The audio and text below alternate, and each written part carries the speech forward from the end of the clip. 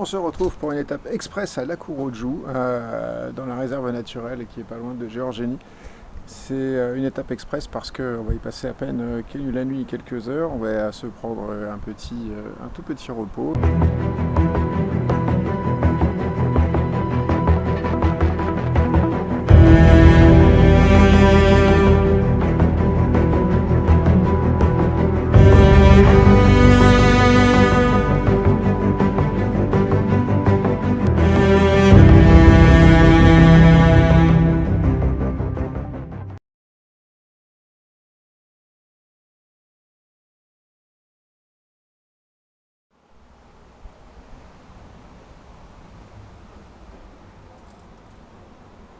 Filmer le lac parce que c'est le lieu essentiel ici.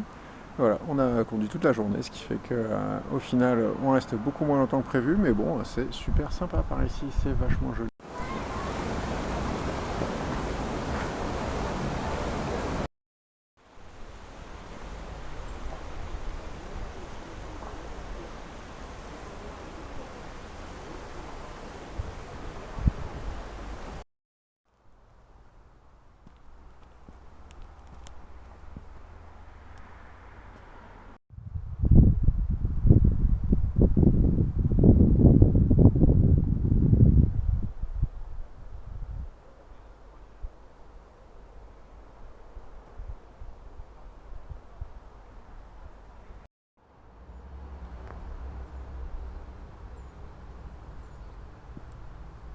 Passer de Cluj à Lakuroju, c'est évidemment passer d'une ville universitaire très dynamique à un endroit beaucoup plus calme, beaucoup plus tranquille, mais cependant déjà bien exploité d'un point de vue touristique.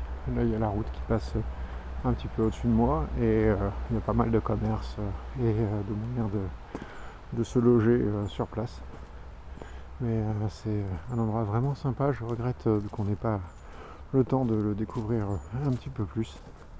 Il y a l'air d'avoir de l'acrobranche, des balades, et à en juger par les magnets qu'on peut mettre sur les murs, pas mal d'ours. Donc on va voir, on va garder les yeux ouverts, vraiment ouverts.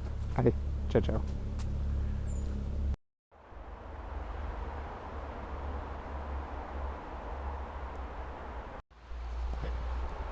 Les eaux calmes du lac Rouge racontent l'histoire d'Esther, une paysanne ou une bergère qui aurait été attaquée par un ou des bandits un jour sur son chemin. Et elle a invoqué la montagne pour qu'elle lui vienne en aide. Et la montagne l'a entendue et s'est effondrée sur elle-même, emportant avec elle Esther et les bandits. D'où le nom de lac Rouge. En fait, le lac Rouge s'est constitué à la fin du 19e siècle à la suite d'un glissement de terrain, ce qui est la raison pour laquelle il y a une forêt ensevelie en dessous.